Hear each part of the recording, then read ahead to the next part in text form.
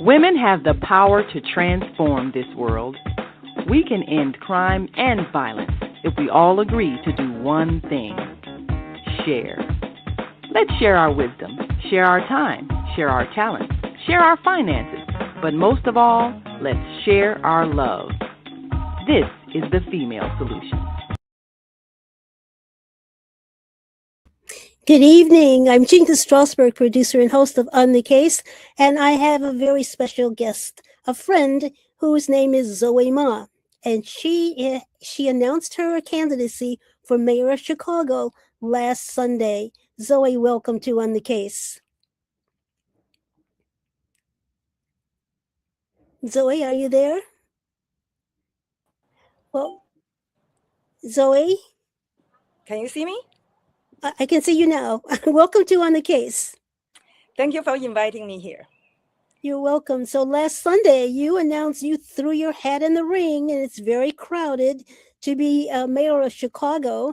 And you're going to be joining mayoral candidates Susana Mendoza, Alderman George Cardenas, Mike Quigley, who's a congressman, Maria Pappas, who's Cook County treasurer, Leon Holberg, who's an entrepreneur, I never heard of him, and perhaps the Illinois Secretary of State as well, Alexei.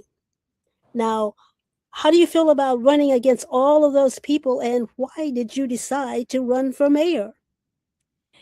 Well, I think, first of all, I want to say I came to this country 32 years ago as an immigrant. So I'm a first generation immigrant that I have a very unique experience and the perspective. So I will definitely bring a new insight, a new energy to this campaign. All right. And you were born in China, right? Yes, I was born in China. Mm-hmm. And you're 56 years old. Yes, I actually just celebrated my 57th birthday not long ago, last month. Oh, 57. Well, you don't look 57. You look like you're a teenager. I want you to know that. Well, God really blessed me. Thank you. You're welcome. All right. So why do you want to be mayor of Chicago? Well, Chicago has been very generous to me. When I came to this country 32 years ago as an immigrant for graduate school, I came with only $40 in my pocket. In 32 years, with hard work, community support, and investment in real estate, I have accomplished my American dream. I live in one of the wealthiest wards in city of Chicago. With all the Chicago gave me so much opportunity, but I also acutely aware those opportunity is not available to every youth in city of Chicago. Just like a 25-year-old me 32 years ago. Their kids was lucky enough to inherit the opportunities, and their kids, their future are determined by the zip code, not by the ability.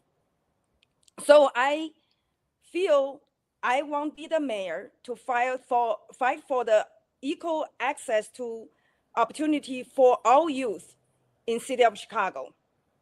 And my own experience show evidence that they can be accomplished, that everyone in city of Chicago can realize their American dream when given the opportunity.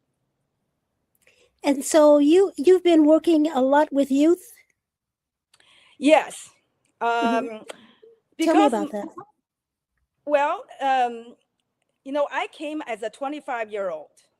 Mm-hmm. And to study, my goal came when I came to Chicago to pursue my graduate school study is to learn how to end poverty.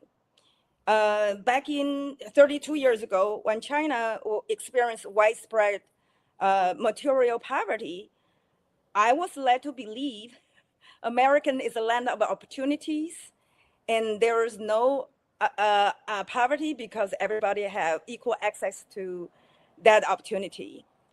And then when I started my graduate school at UIC, which is surrounded by so-called projects back in the 90s, I just realized those opportunities were not available to everyone. And so now I'm in my 50s, and then I see the young generation. Many of them are doubting their future.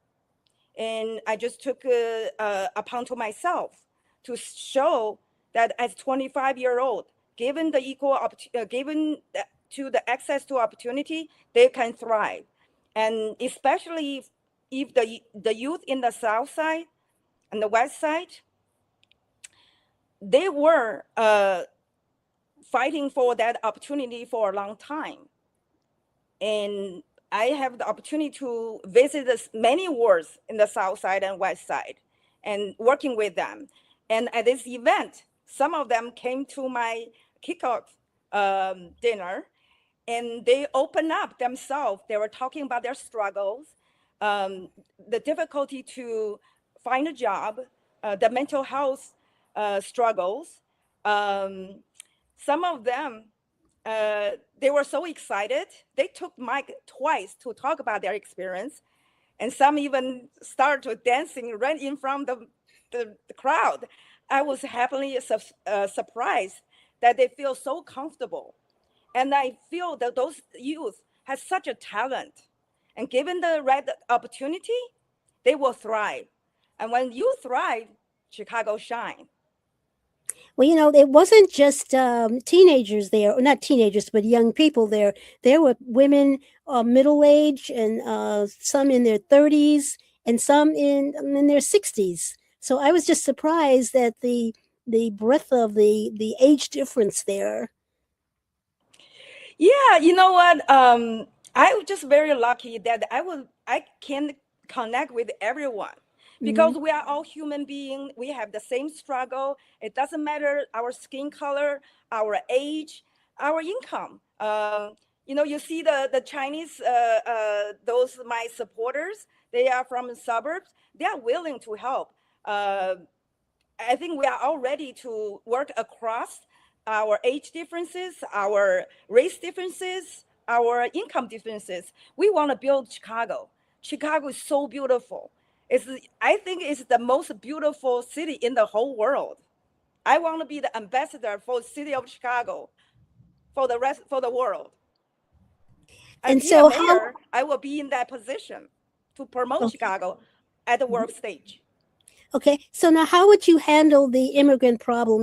Mayor Johnson had a lot of problems at the beginning of his mayoral term because of the governor in Texas sending all of those immigrants there, and it really busted his budget. How would you handle that? Well, America is have back when the first immigrant riding the Mayflower to the shore of America, there's the natives opened their arm to all immigrants. God created this universe, this land for all of us to enjoy. So I welcome all immigrants. But on the other hand, when there's our own native people are also experiencing the same struggle as the Mhm. immigrants, finding Yes. shelter, fighting for food, fighting for job opportunities. If there's an extra, in the past, the government always say, "Oh, we don't have money for helping our unhoused people experience food insecurity." But when suddenly the government gave us millions and millions of dollars, let help us all. We have a right, immigrant or native, we all have a right to make a living. So let's share that budget. I will take care of the immigrant as well as our own native.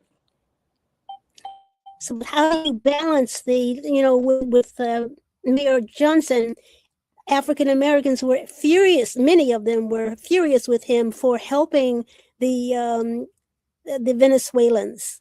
How would you have handled that, and how would you handle it if it happens again? Because the governor from Texas may do it again.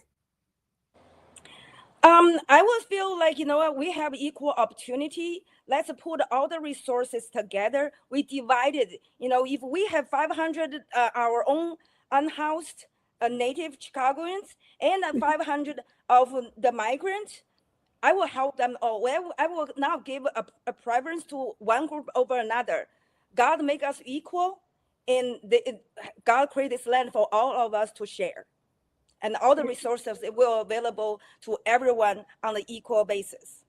Okay. So how was life in China for you You mean 32 years ago or 2026? growing up? You know what? I was born as Muslim from a working class family. Growing up, actually, contrary to many of people's belief, I receive a lot of TLC along growing up. People always ask me, why you have such confidence? I say, you know what? I was lucky to be born to the best zip code in the world as a working class minority Muslim, because the government policy at that time was TLC for all the minorities, especially the Muslim. That actually, I was from a working class family living in a non-Muslim metropolitan city. I have equal access to quality education. My parents was working in factories, so my actually the city I grew up is one of the sister city of Chicago. There were two sister city for Chicago, Shanghai and Shenyang. Shenyang was more like Detroit of China. So I grew up in the heydays of Shenyang, being the center of heavy industry, the manufacturer center. So growing up, I have nothing but fond memories, and those experience gave me the foundation to thrive when I immigrated to United States. You know, the situation in America is for an immigrant is not very um, uh, quite challenging. But not only I survived, I thrived. That's awesome. Now, what is the official religion in China? Well, the socialist China practice atheism.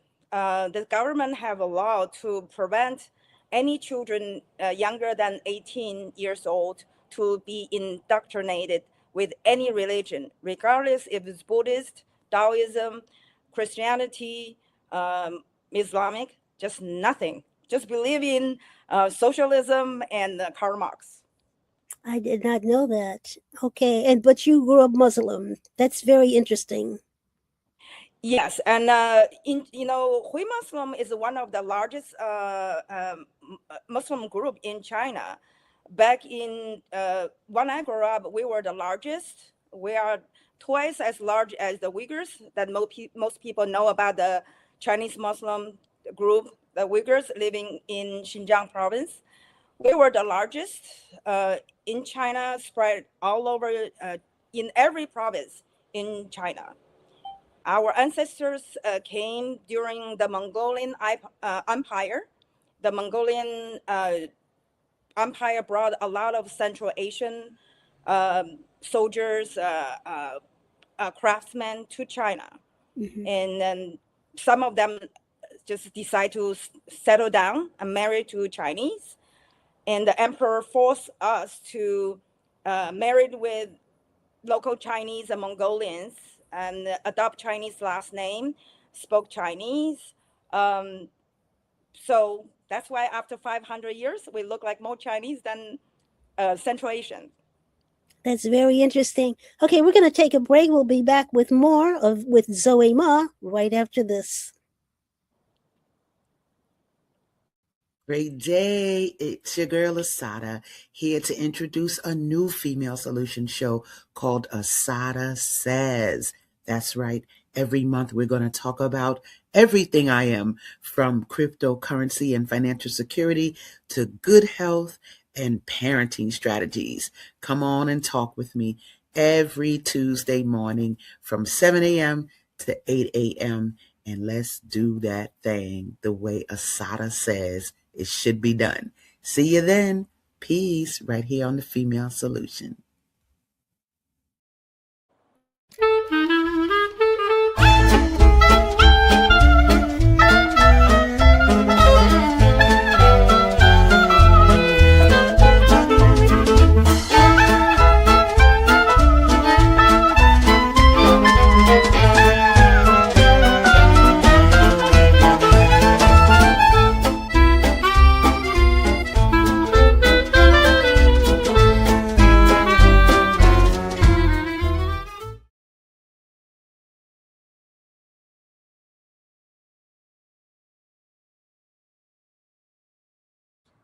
We're back. I'm Chinta Strausberg, producer and host of On the Case, and my guest is Zoe Ma, and she has announced her candidacy for mayor last Sunday. And what was the name of the restaurant?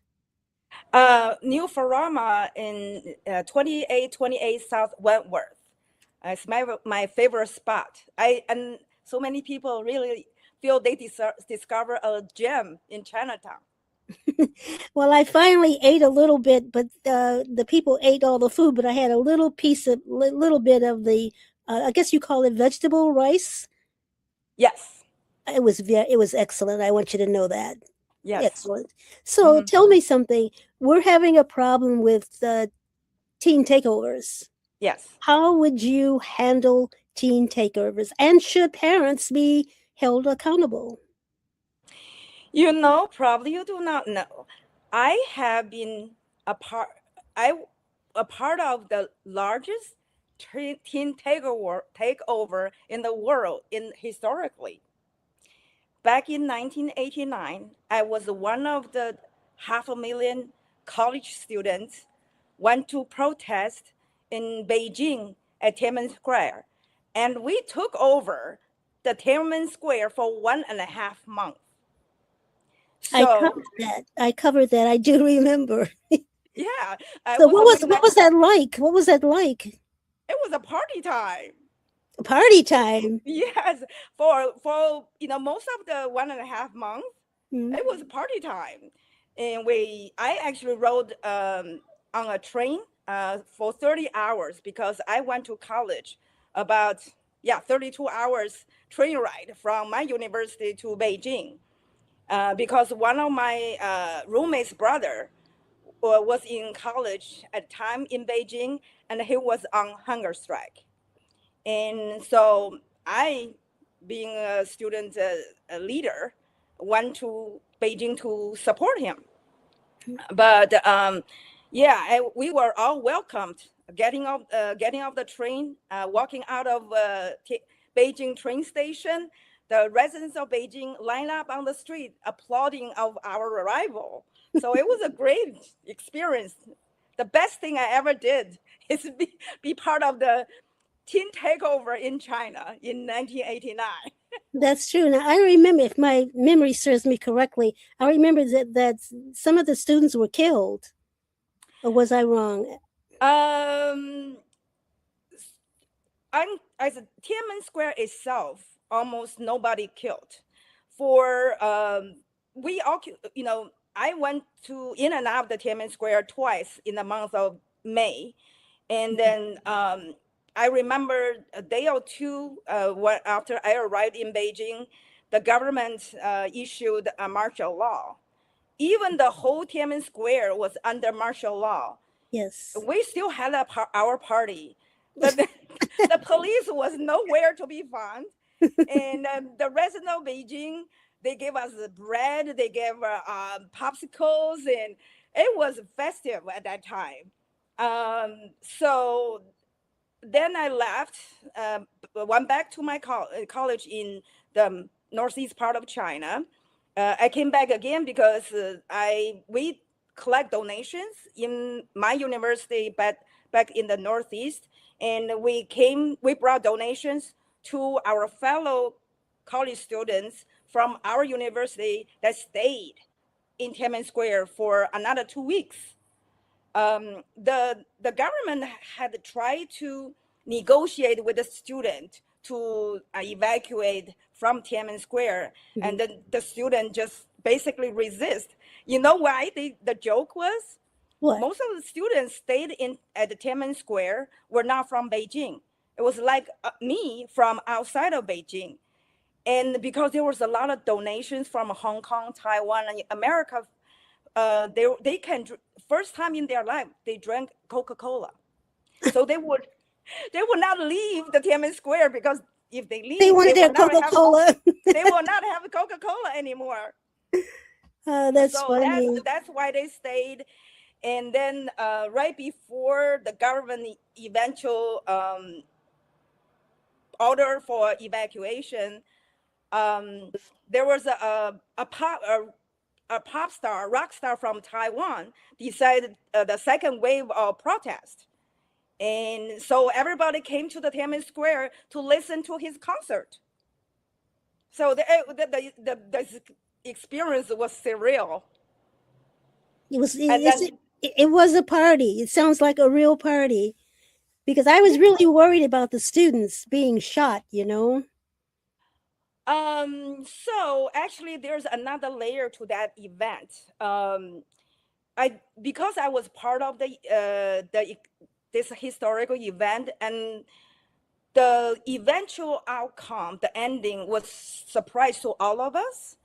And we were very confused, because we went there to demand end of government corruption. And that was, and the equal access to economic opportunity. That's why I was there.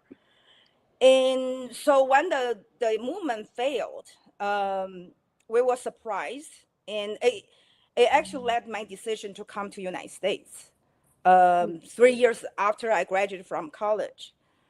But I did study research. Actually, another layer that not seen by our naked eye is the cross relationship between China, the Beijing government, and Taiwan government. The Taiwan government sent their spies to sabotage the movement. So there's a lot of things going on. Back in now China is a superpower, but in the 80s and the early 90s, China was just weak tiger, because the little Taiwan was bully China, Beijing government at the time. They want to unify China from their ends. And now the Chinese Navy couldn't even go through the Taiwan Strait. They have to go take a long route out, because they were afraid of the Air Force and Navy from the little island of Taiwan. So now their relationship is okay, or what? I think right now the role reversed. Before, Taiwan was the big bully. Now the Beijing government have the upper end, so they have to work it out. But we all want a peaceful relationship between these two, street, because I have family who live in Taiwan, because at the end of the Civil War, my mom's cousin moved to Taiwan along with all the defeated armed forces of the previous administration, government. So for 70 years, they were barred from communication with one another. Wow. Now the relationship has improved, but it was very hard because of the armed conflict. It's part of the Civil War. So the movement in 1989, the Taiwan government at that time sent their insurgents into the mainland China during the movement, and they were captured by the Chinese Beijing government and sent to prison. And when these people were released, I think 17 of them sued the Taiwanese government for compensation, because they were promised to compensation if they were ever arrested. And the Taiwanese court awarded them, I think, about $3 million of something to this 17 insurgents who were arrested. So Okay. that's why I know that's another layer of this whole movement that we didn't know anything about it as a student. Okay, let's fast forward to Chicago. What would you, if you were mayor, how would you handle the teen takeovers in Chicago? What's the answer? Well, I feel the teens, just like I was as a 19-year-old, want to protest in Beijing and then participate takeover. Youth are actually barometer of the economic situation that family experienced. So we had to look at it from different perspectives: the teens, the parents, the school, the community, the police. Parents have done the best to support the kids when they drop off the kids to the school. It will become a teamwork between the school and the parents to nurture the students, to teach them the right values. So I think it's a teamwork between the teachers, the parents, and the community as whole to listen to the voice of the youth. You hear at my kickoff, the youth talking about the struggle they are being through. Sometimes it's much more complicated than just they're hanging out. I think that's just a symptom of their cry. We need to listen to them and meet their needs. Many of the kids do not receive the support they need, dealing with the struggle they are facing. The world is very complicated than the world I grew up in, and I sympathize the kids. As a mayor, we have to build this coalition from parents, the school, community, and the police to help lay a foundation for the kids not only survive, but to thrive. Now, Sunday, you told me that perhaps what's needed are more after-school programs, sometimes 24/7. Can you explain that? Yes. Many of the kids, I don't know how many you actually ask them. The kids have a different biological clock. Their day starts sometime when we get off work. The day starts at 5 p.m. And even though city has many resources like libraries, park district, and after school program, but they close when the youth just start their day. So we have to have something that meet their schedule. Start over 24/7. They give them a space they can explore and learn and study. So the city cannot close at 5 p.m. Probably we have to meet the kids, have some community centers, park district, designated 24/7 community centers that kids can come, relax, socialize, exercise, and provide the security and space for them. Now, would the parents have to give permission for them to do that? Well, I think parents probably should notify, this is going to be a teamwork between the park district, parents, and the school. So we have a seamless transition for the youth from home, school, to community centers, that we provide a safe passage from the home and school to community centers like park districts. Okay, we're going to take a break. We'll be back with more with Zoe Ma right after this.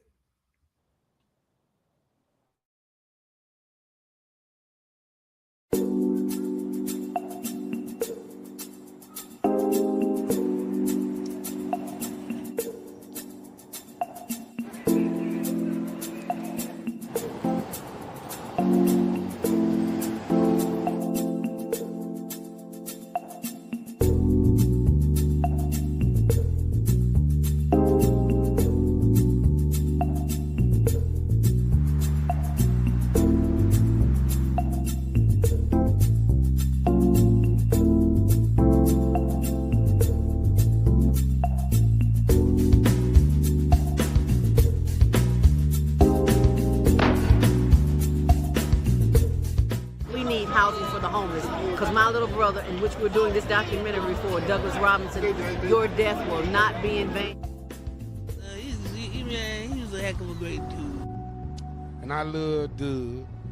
Doug loved me. Just being around him, he had a good spirit. He was a healing person. They are there. Get SROs back. When you give to the poor, should not be forced out of their neighborhoods when it goes through a period of transformation.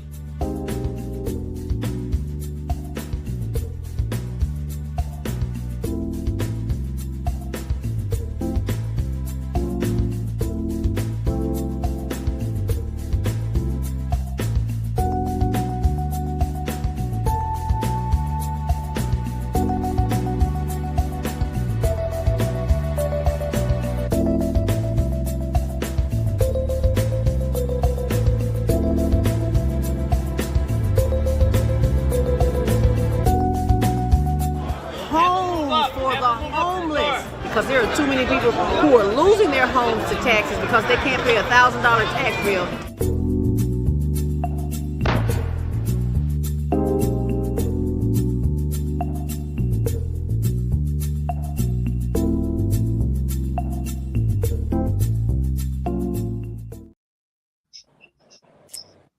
We're back. I'm Chinta Strausberg, producer and host of On the Case.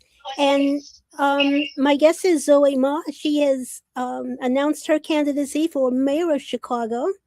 She is a 57-year-old woman. I don't know if you're a mom. Are you a mom, Zoe? Yes, I am. How many children?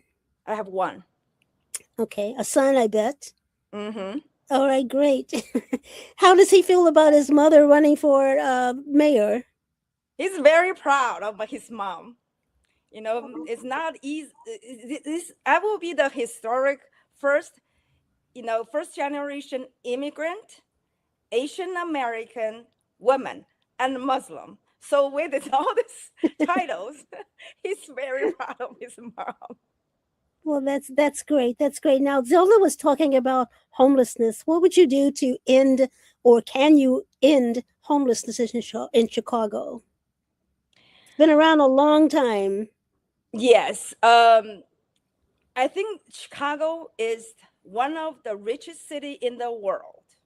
Has a budget probably bigger than some country in the world. So there's no way we should have homeless issue.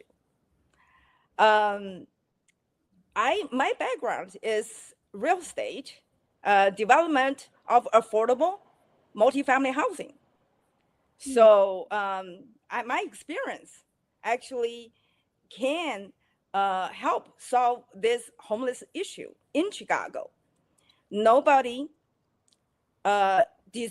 should be sleep on the street. No human being should be treated without dignity as those unhoused people in our city. Chicago has been experiencing displacement even before the transformation, plan for transformation in the early 2000s. But now the homeless situation is getting even worse. I think we have to treat it as two layers. One is affordable housing and against displacement. I think many of the part of the city experiencing the development boom at the expense of displacing families. We need a community benefit agreement to make sure no development will cause the displacement. Look at the 27th ward. Back in the 90s, the majority of residents living in 27th ward are African Americans, and then experiencing high rate of poverty. Now 27th ward have received so much public subsidy to increase the development in the past 2 decades. Yes, the 27th ward become almost the second richest ward in the city. But the ratio... Which is the richest one? The 42nd ward. Oh, that's right. That's right. That's where I live. Which is remapped. It used to be out south. It's up north now, right? I think it's moving north, but still in home to Cabrini Green, Jackson Square, those neighborhoods, but also home to Fulton Market, West Okay. Loop. All So right. those So- places have very high property values, and many of the working family cannot afford. So they are being displaced. You look at that's why 27th Ward moved from a ward with more lower income residents to mixed multi-ethnic ward. So I think we have to look at into city public policy that causing development at expense of the working families being displaced. Okay, and I'd like to thank First Lady Reba Sol for tuning in. She said she had the same idea about the 24/7 programs for youth. And there was another person who called in. John Alexander, the famous photographer. Thank you, John, for tuning in. And he wants to know, what experience do you have to run the city of Chicago? Well, City of Chicago has been run by politicians for the decades. So those experience that those politicians talking about haven't improved the Chicago a bit. My experience is coming from a different cultural background, economic background, give a fresh look of city Chicago. And I'm a more solution-oriented individual. I built my life from $40 in my pocket back in 32 years ago to someone living in the wealthiest neighborhood in Chicago. That experience alone can help Chicago. Well, might you become another Mandami and surprise people and win? Do you think you can win? Yes, I can, because like Mandani, we are a grassroots movement. It's not just a campaign. We represent the people. We meet where people are. We provide the solutions to end the poverty and disparity in Chicago. It can be done. And so what about education? What would you do differently about education? And are you satisfied with our educational system? I have talked to a few kids in the past few months. I talk about their experience. Some of them are still in high school. Some of them have graduated from high school. Those who are in high school, I ask them, what would you like to do when you graduate? Some of them want to be in trade, want to be an auto mechanic. But he said he can't afford to have another pay for that kind of education after high school graduation. So I think we need to reform our curriculum in the Chicago public schools. We should have two tracks. One is college tracks, another one is trade tracks. For not everyone feel college education is their calling. Many of the kids who want to go into trade after high school, instead of waiting to be trained after high school, we could have a feeder program during the 4 years of high school, build some basic schools, basic skills, trade skills, and then feed them to the apprenticeship with union. So, and then right after that, they will be, right after high school graduation, they will be in the program that working with the union, even in the police department. Now we have trouble finding recruiting for police because we could use the youth to be trained. I have one youth in the military high school. Well, I think that could be a good feeder for being trained the police that actually work with the community to build a relationship with the community, since they are from the community. So I think yes, we need to reform the our priorities in the school And to I have meet where the needs for the future.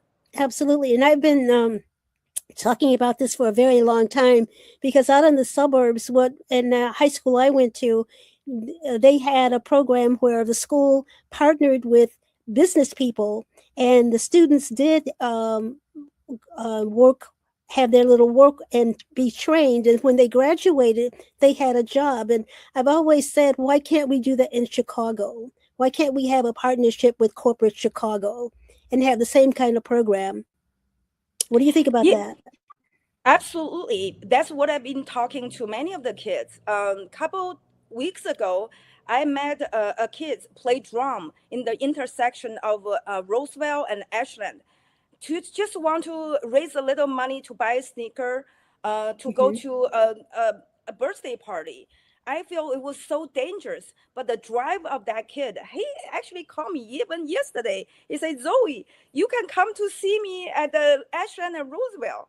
And I say, did you try to find a job? Because I've been helping him to connect him with, the summer program that a 14-year-old to 24 can enroll one summer program that I Yes. try to connect him with. It's dangerous for a kid to play drums on the intersection. But you see, those kids want a different alternative, but they do not have, because the high school, he just graduated from high school. He's 20-year-old. His name is Gabe. When I put his name on my phone, is Gabe the drummer. Just to me, it's very sad. Then when this kid graduated from high school with no skill to be employed, and then we need to change that. It's a waste of talent. There used to be, and I forget the name of the employees, but they used to have a system where if students didn't show up, employees would go out and find them and bring them back. But that program was ended. And a few years ago, it was reported that there were over 60,000 students who should be in school, but they had dropped out. They disappeared. How would you prevent that from happening? We have to, I think that's what we are talking about. A school has like a curriculum does not meet many of the kids.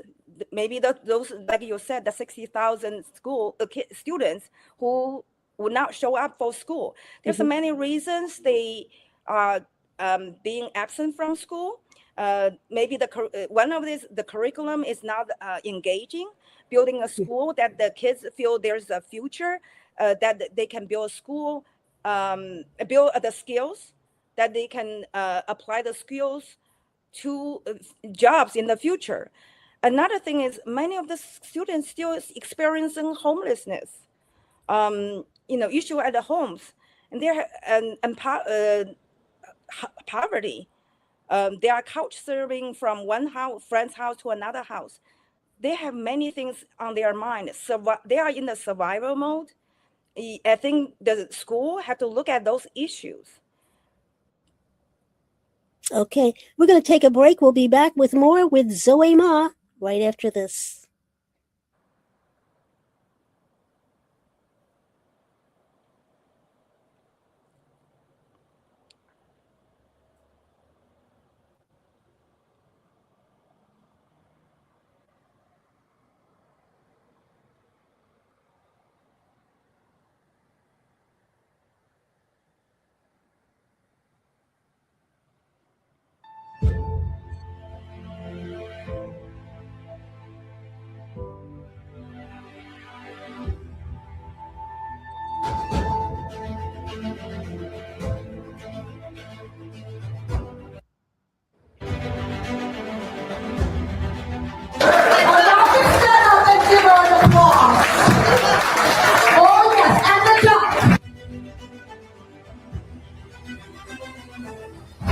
woman never stops, okay?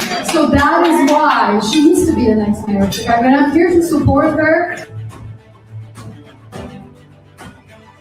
I'm gonna say that again. Zoe has a genuine love for Black people. So I'm here on behalf of Zoe Ma. She invited me out. I met Zoe Ma down at the weekly build-a-thons that we have.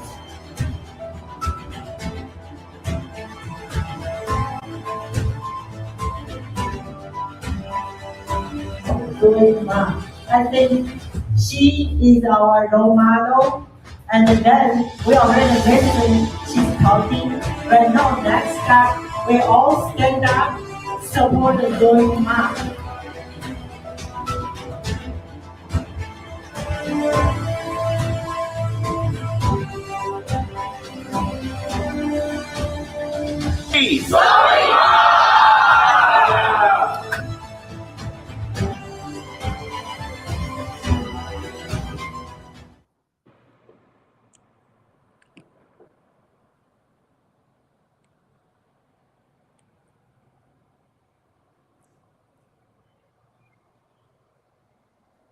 We're back.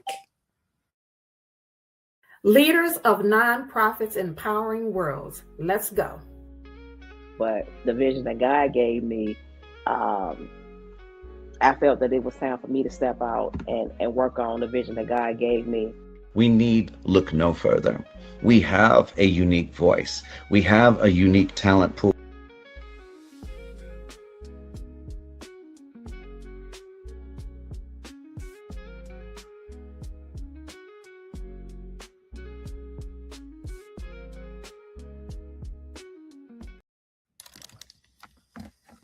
Peace and love. I'm Michelle Renee, host of Education Nation, live on the Female Solution Global Network every second and fourth Sunday from 12 p.m. to 1 p.m. The intention of Education Nation is to raise awareness about the literacy crisis and to offer information to combat the problem. The goal is to awaken an army of reading coaches and mentors. You will experience guests who are doing their part in the community to ensure youth in their circles are reading and thinking critically. I look forward to serving you in this capacity. Literacy is freedom, and Education Nation will offer information and strategies to help ensure our young people stay free. We're back. I'm Chinta Strausberg, producer and host of On the Case.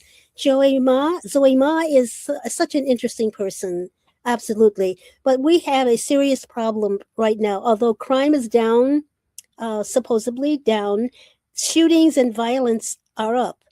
And another 14-year-old boy was killed yesterday. Can you stop this?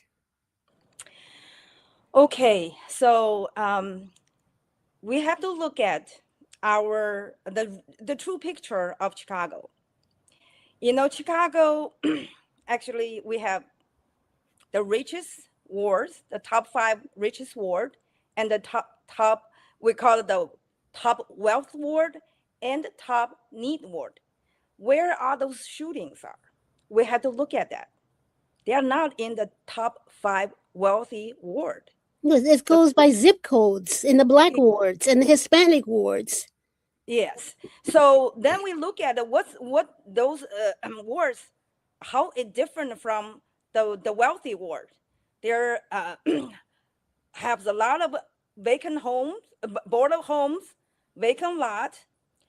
The commercial corridor is struggling, almost non-existent. There's a high rate of youth poverty, and then very low the property value, and very low tax revenue, and a high police expenditure. I'm trained as a sociologist. I came to study sociology, focus on what caused poverty. And here, by the comparison, you will understand. the youth poverty is correlated with the crime. And we cannot police the poverty, police the poverty out of youth out of poverty. We have to invest them, give them the future. Instead of spend millions of $200 million in police overtime, the violence prevention program, we could invest in our youth to give them, end the youth homelessness, give them job training. That selling drug is not their main employer. I was told when I was visiting residents at the Cabrini Green, the kids were not allowed to sell candies, but they were being turned a blind eye when they were selling drugs. So we have to look at the root of such violence. So what are you saying? The police turned a blind eye when they sold drugs? Some residents will say that. I believe that because I had a source in Robert Taylor Homes at the time, and he told me, no, it was Ida B. Wells, I'm sorry. He said that he could sell drugs all he wants to, and once in a while the police will arrest him. And I said, well, why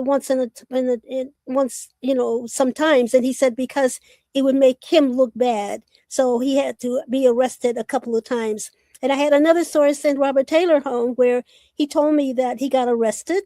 And when he went before the judge the next day, he said, I knew I was going to be okay. I said, what do you mean? He said, I sold the judge drugs last night. So we have a lot of work to do. But again, how are you going to deal with the gun problem? Who is supplying our children with these weapons of mass destruction? And how can you stop that?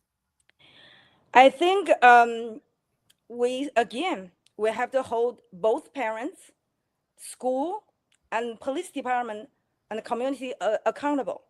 So children under 18 should not have access to guns. Yeah. And then some of them holding gun as badge of honor. Our schools, our parents should teach them that is not badge of honor to have a gun, have in possession of a gun as a young person under 18. And I think we need to get those guns out of youth. How are you going to do that? Some parents, I'm told, are afraid of their own children because they have guns, then they bring money into the house. And I think that's wrong for them to allow that to happen, but they're afraid of them. Well, then we need to look at a juvenile reform training classes. We need a school to teach that. Yeah. The parents are working hard to put the food on the table, put the roof over their head. The parents is doing the best they could. But during the waking hours of the youth, they are in school. So school need to have that kind of training and tell them the consequence. School and the police department need to drill to those kids. Having a gun when you're underage is not a badge of honor. That only to destruction. Tell them let them give them the truth. And so what about an alternative? Well, absolutely. What about the smash and grabs that's going on? It's hurting small business people. I mean, that's very, very troubling to me. Well, still, they're coming to the question of youth employment. We don't give a chance for them to support them. When my son turned 16 years old, he was able to work in any of the fast food restaurants and get a job. I didn't have the money to buy him a TV. His first paycheck, he bought his own, big screen TV. So kids at 16 years old should have a chance. And we're looking at the neighborhood the kids are, those kids, troubled kids live. There's those economic corridors are struggling. Kids do not have access to those part-time jobs that actually give them a pride, a sense of accomplishment at a 16-year-old. And, kids need a sense of accomplishment, need to show that they are a badge of adulthood is to work and make a little bit of money to buy maybe a big screen TV, maybe the computer games, or a pair of sneakers. We need to give them that opportunity so they do not have to smash and grab of hurting the small business.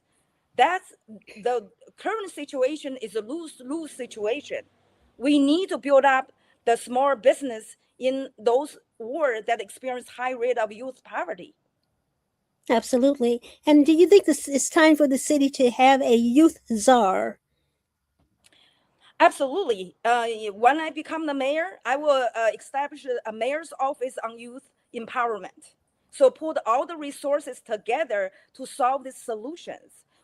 I think city, they spread their resources across different apartments without a coordination. And that's why we invest so much money in those youth, violence prevention with very little outcome to show.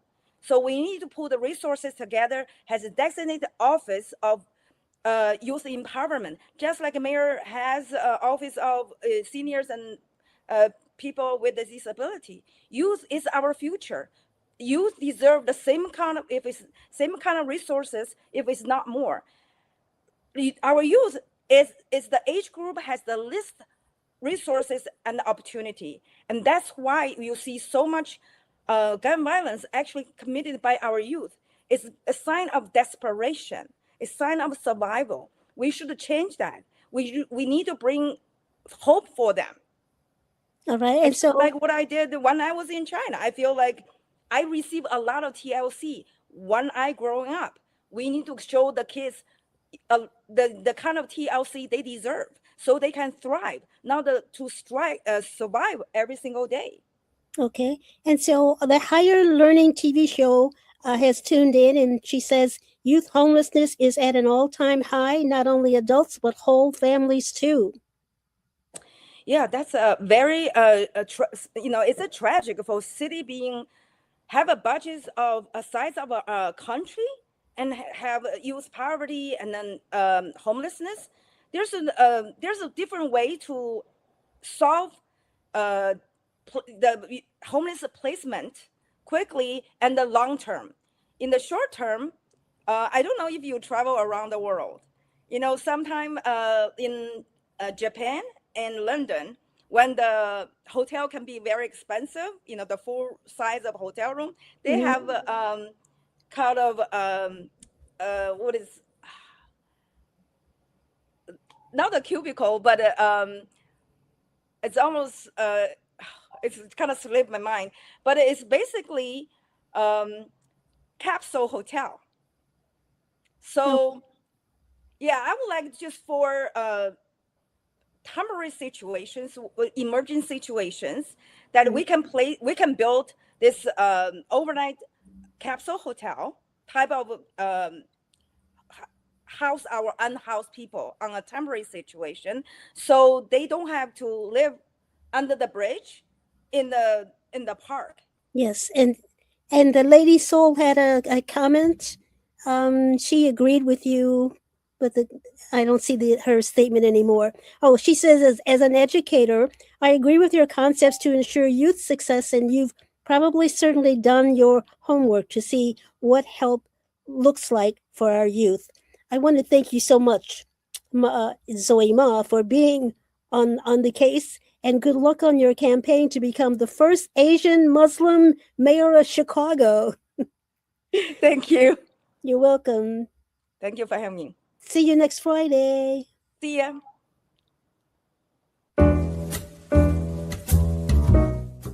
We've come to the end of our show today. If you missed any broadcasts, go to our website for the audio and video archives at www.thefemalesolution.com. On behalf of our team of radio hosts, I'd like to thank all of you who participated in today's discussions. And to our global family joining us from all around the world, we say thank you. To our family in China, xie xie. India, zhanyavad. Japan, arigato.